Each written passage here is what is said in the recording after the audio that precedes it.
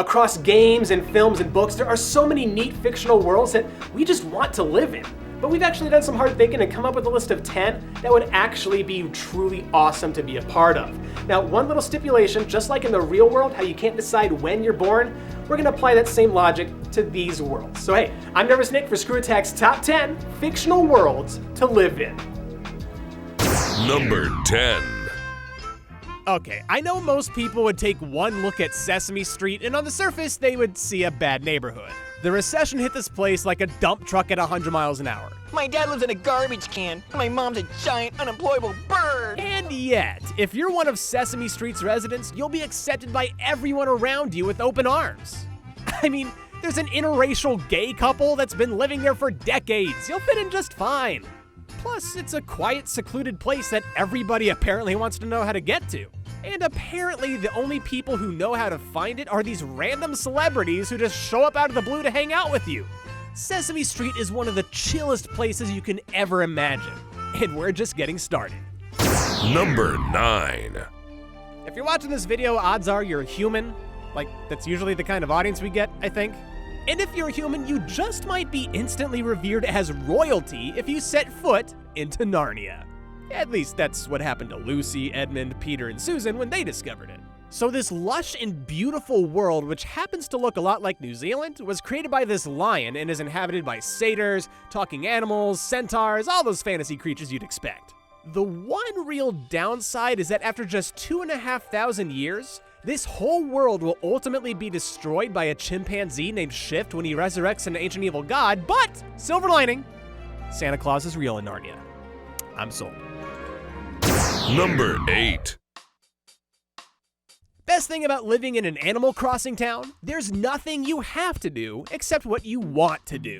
Yeah, people joke about Tom Nook being some kind of mobster who you're in debt to and blah, blah, blah, blah, blah, so original, but you pay it off completely at your own pace and with no repercussions.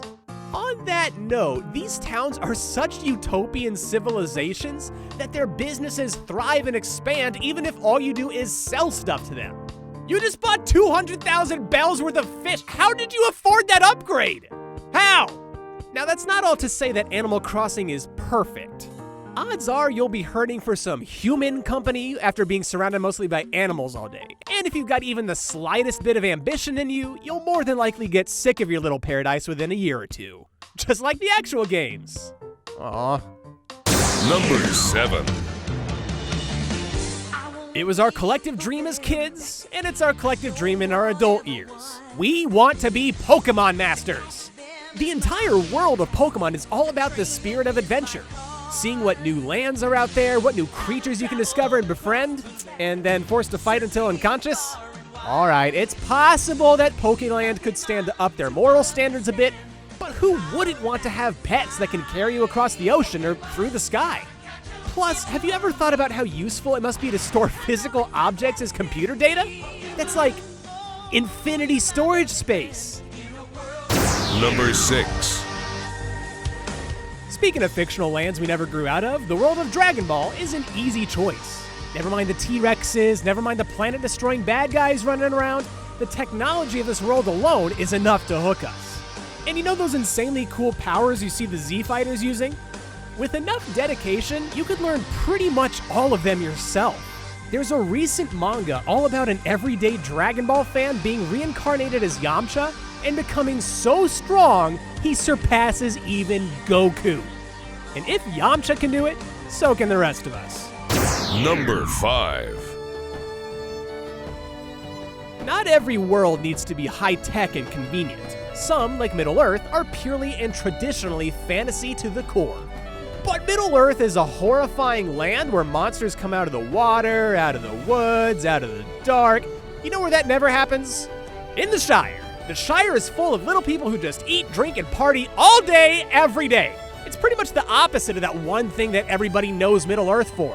Something about a ring and a war and countless lives being lost. Okay, fine. In the books, Saruman did try to enslave the hobbits in their own homeland, but Frodo and the gang still showed up and led them to victory. Sounds more like a bonding experience to me. Number 4. One of Animal Crossing's biggest problems is that almost everybody's, well, an animal. But good news though, Stardew Valley pretty much is Animal Crossing with people. But there's so much more to it than that. You can inherit a farm, go mining, or if the quaint and peaceful life gets boring, you can go kill monsters in caves. Added bonus, you can get married and have kids, which has selfish benefits of its own. See, your spouse is actually more like what you might call a slave, because they cook you food, they take care of the farm for you, and let's be real, no animal is gonna do that for you. Number 3. So maybe you're looking for a place that's like Middle-earth, but with a way smaller chance of getting caught in the middle of a major worldwide catastrophe. HYRULE is definitely the world you want to live in. And I know, we've got several dozen games telling us about all these calamities, usually involving a giant pig trying to take over the world. But think about how many centuries or even millennia of peacetime take place in between those stories. In the meantime, go exploring, herd cattle, go fishing, join the Royal Guard. Anything you want to do in a low-tech fantasy world is yours to enjoy in HYRULE. Number 2. You know a world is fascinating when it makes all of us muggles want to go to school again. Who wants to learn geography and math when you can learn magic spells and potions at Hogwarts? Harry Potter's Wizarding World somehow exists parallel-ish to our own world and is arguably way more interesting. Flying cars, flying brooms, flying sports, everything is so much cooler when it flies. I mean, there's the off chance you might have to deal with magical Hitler, but that aside, this world is amazing. And really, that's the most exciting thing about the Wizarding World. Endless possibilities. It's number 1. Almost all fictional worlds come with their own sets of problems and global dangers, except for one. There's only one universe that's seemingly devoid of hunger, of poverty, and of war. The universe found in Star Trek. You would essentially have two choices to make in this world, and both of them have the potential to be awesome. You could join the Federation and boldly go where no man has gone before, or live as a civilian in an actual functioning utopia. And no matter where you end up, the technology is just awesome. You have ships capable of incredible flight speeds, universal translators, impossibly effective medicine, the holodeck. Typically, a fictional world is either peaceful but boring, or interesting and dangerous. But in Star Trek, you get the best of both. Hey, thank you for watching Top 10 Fictional Worlds to Live In. If you enjoyed this video, leave a like and subscribe because we do top 10s like this every single week. And what fictional worlds would you want to live in? Let us know in the comments below. And if you want to see other top 10s, you got this nice little playlist right here to see episodes you might have missed. And yeah, subscribe. We'll see you next time.